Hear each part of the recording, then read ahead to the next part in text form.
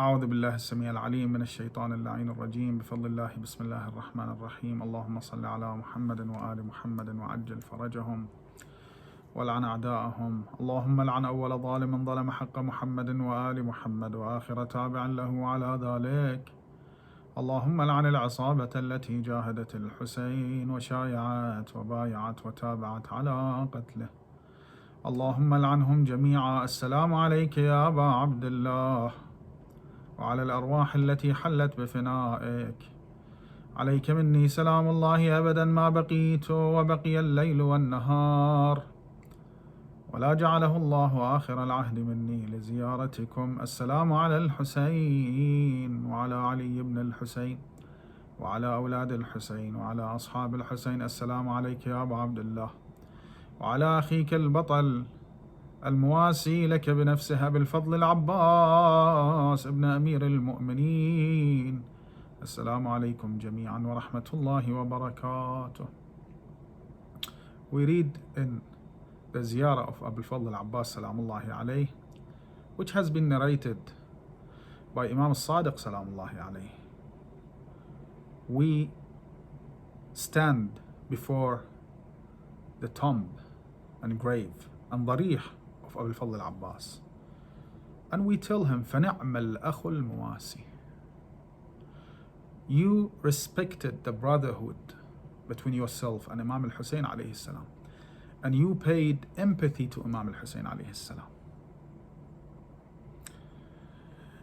When in Karbala, especially in Karbala,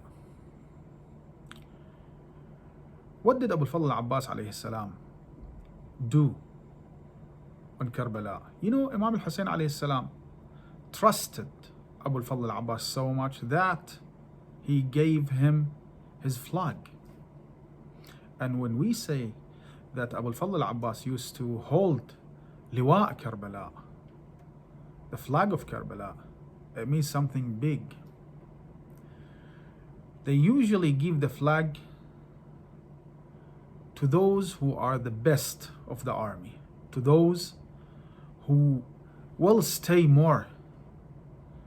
So the army, the whole army, can stay more and do not surround itself to the enemy. So people, even companions of Imam al-Hussein alayhi salam, used to look at Abu al-Fadl al-Abbas, used to learn from Abu al-Fadl al-Abbas salamullahi alayh. And that's why when you go to history, you see that usually Abu al-Fadl al-Abbas used to be the first one to talk if Imam al-Hussein offers anything. When Imam al-Hussein alayhi salam told his companions and his progenies to leave him at the eve of 9th of Muharram, he told them, you can leave because we won't be able to win this battle. We are 100, 150 people against at least 30,000 army who are so thirsty to shed our blood, to drink our blood. So if you want to leave, you can leave. Abu al-Fadl al-Abbas was the first one to stand up and tell Imam al-Hussein, abandoning you to do what after you? To go back to our homes and rest there? No, by the name of Allah, we won't abandon you. We will stay with you no matter what happens. Okay. We read فَنَعْمَ الْأَخُ الْمُوَاسِي. Do you know there is a big difference between empathy and sympathy? There is a difference between muwasat and ithar.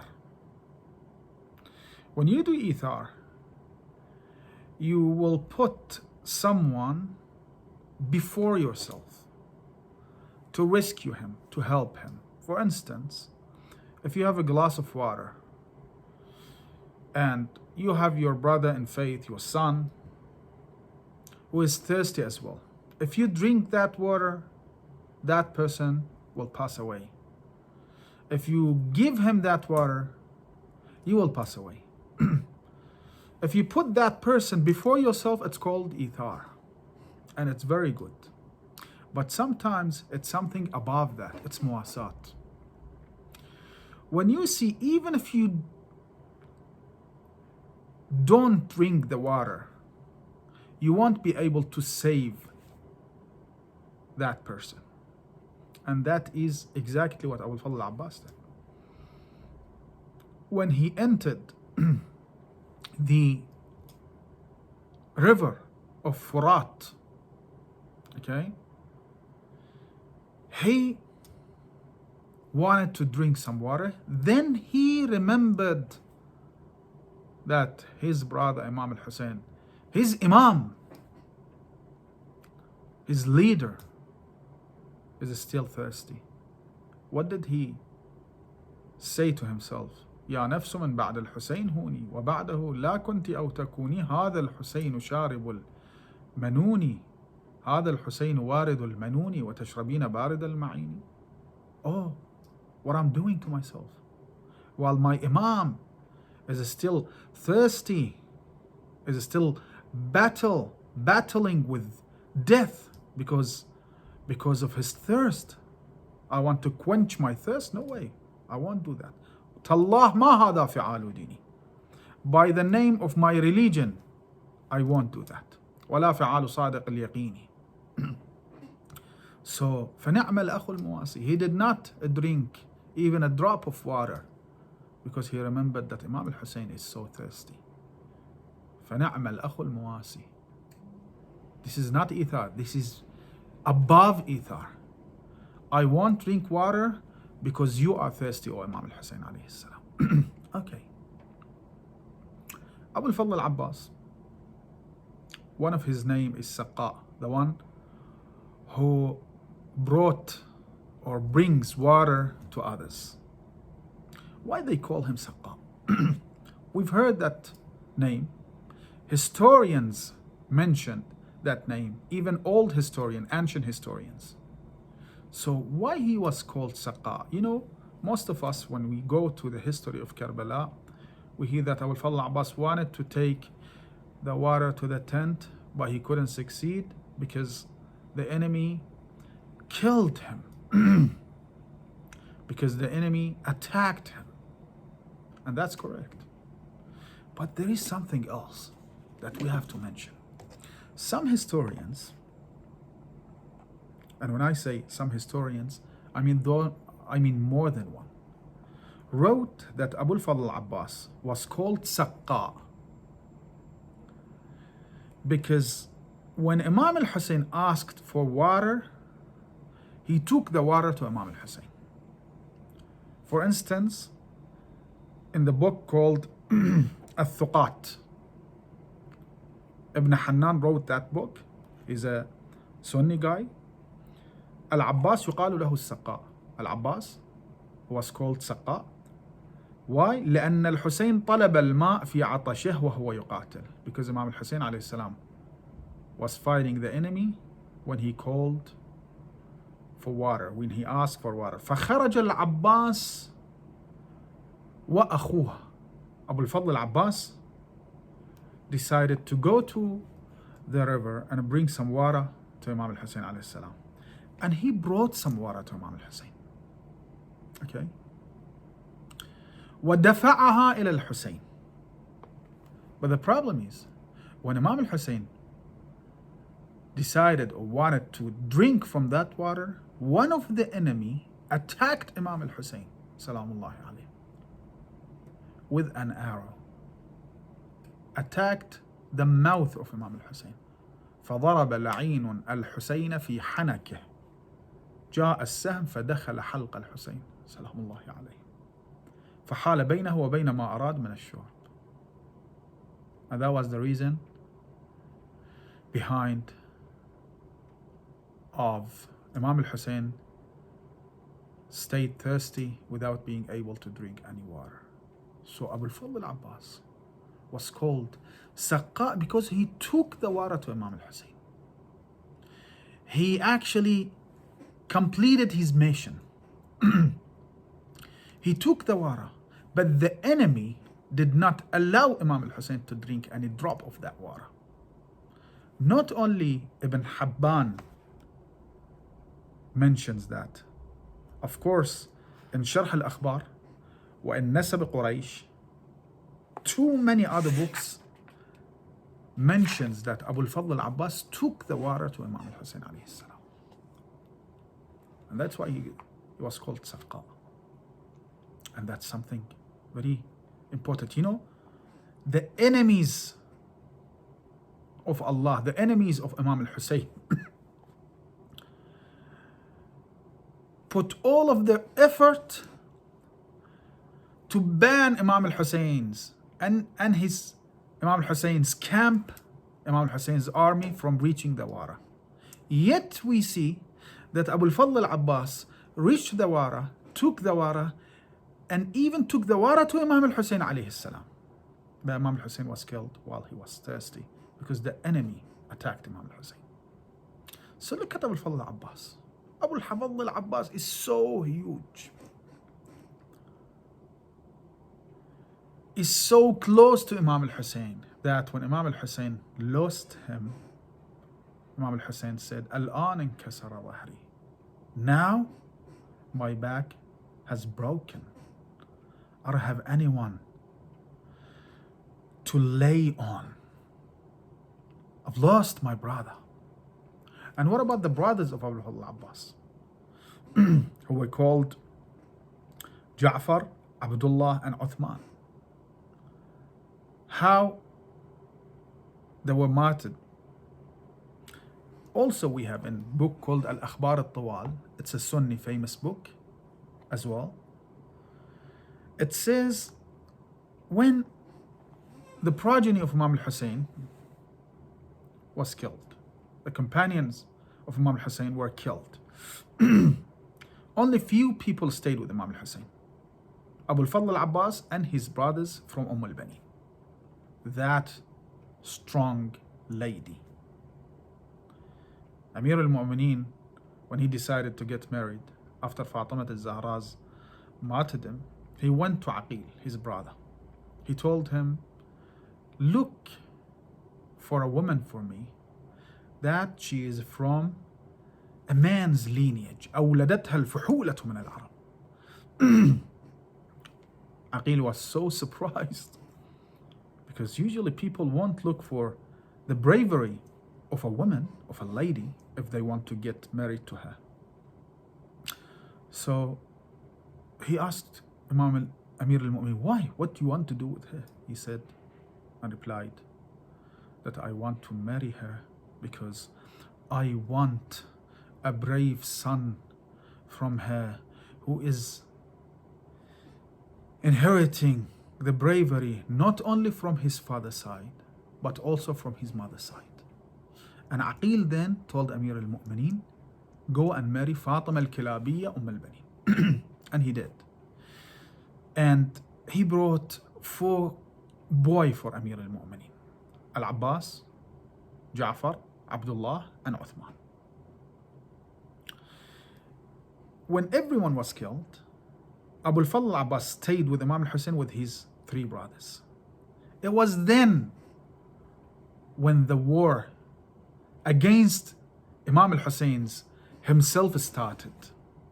They attacked Imam al-Hussein, the enemy. And Imam al-Hussein attacked them.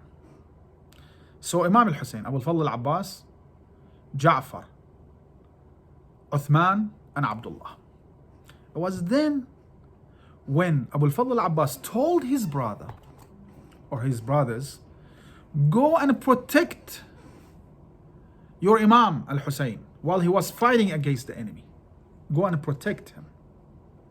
Look at what Al-Akhbar al-Tawal states. لما رأى ذلك العباس وابن علي عليه السلام قال لإخوته. When Abu al-Fadl al-Abbas saw how the enemy are attacking Imam al-Hussein عليه السلام stand, قال لإخوته عبد الله وجعفر وعثمان بن علي عليه السلام, okay, تقدموا بنفسي أنتم. Stay before Imam al-Hussein. فحاموا عن سيدكم حتى تموتوا دونه. Protect your master till you die before him. فتقدموا جميعا. Everyone, all of them, 3 of them, stood before Imam al-Hussein alayhi salam. فصاروا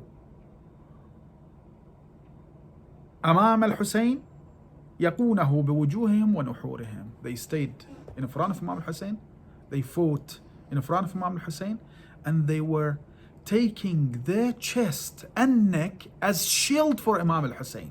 In other words, the enemy used to attack Imam al-Hussein with arrows and spears, and they used to take those spears and arrows by their chests and their necks till they got so weak, and one of the enemy called Hadrami attacked 2 of them while they were so weak and killed them. And the last one, I believe it was Uthman ibn Ali salamullahi alayh, was shot by an arrow in his neck and he was killed. So the battle started against Imam al-Hussein. I'm not talking about his companions or his progeny, against Imam al-Hussein himself. After Ali al-Akbar and al-Qasim passed away, after his companions passed away, so the battle started against Imam al-Hussein alayhi salam, and those 3 brothers were killed protecting their master Imam al-Hussein alayhi salam, defending him, putting themselves as shield for Imam al-Hussein, taking all the spears and arrows so they can protect Imam al-Hussein alayhi salam. It was then when they were killed. What about Abu Fadl al-Abbas salamullahi alayhi? How he was killed? He was fighting against the enemy, he and Imam al-Hussein. It was then when he took the water for Imam al-Hussein salamullahi alayhi, and he succeeded in that. But apparently he went back again to take the water for the progeny of Imam al-Hussein, or probably he had the water for the progeny of Imam al-Hussein. It was then when the enemy started to shower Abu Fadl al-Abbas with their arrows. And of course, an arrow hit the eye of Abu Fadl al-Abbas. Another one hit the chest of Abu Fadl al-Abbas. And then Hakim ibn Tufail, la'natullahi alayh, cut off the hand of Abu Fadl al-Abbas. Ruhi lahu al-fida. And in every step, Abu Fadl al-Abbas used to say a poem, Wallahi in qata'tumu yamini, inni uhami abadan an dini, wa an imam sadiq al-yaqini. By the name of Allah, I swear by Allah subhanahu wa ta'ala, if you cut off my hand, my right hand, I will defend my religion. Wa an imam sadiq al-yaqini. Do you know what is my religion? My imam is my religion. I will protect my imam till the last breath I have. وعن إمام صادق اليقين نجل النبي الطاهر الأمين. So they cut off 2 hands of Abu Fadl al-Abbas, and everyone knows that. But do you know what the enemy did? When Abu Fadl al-Abbas was on the ground of Karbala, they attacked him. They even cut off Abu Fadl al-Abbas' legs. And it has been mentioned in history. Salamullahi alayki ya Abu Fadl al-Abbas. Just imagine when Imam al-Hussein went to the body of Abu Fadl al-Abbas, what he saw. He saw Abu Fadl al-Abbas with a broken head. He saw Abu Fadl al-Abbas with 1 eye. He saw Abu Fadl al-Abbas who was showered by arrows, with no hands and no legs. What Imam al-Hussein said, Al-an inkasara dhahri, now my back has been broken. Assalamu alayka ya Abu Fadl al-Abbas, ayyuha al-mawasi li Abi Abdullah al-Hussein, ruhi laka al-fida. Assalamu ala al-Hussein, al-madloom, al-shaheed, al-gharib. العطشان. السلام عليكم يا آل بيت رسول الله جميعا ورحمة الله وبركاته. هذا والسلام عليكم ورحمة الله وبركاته.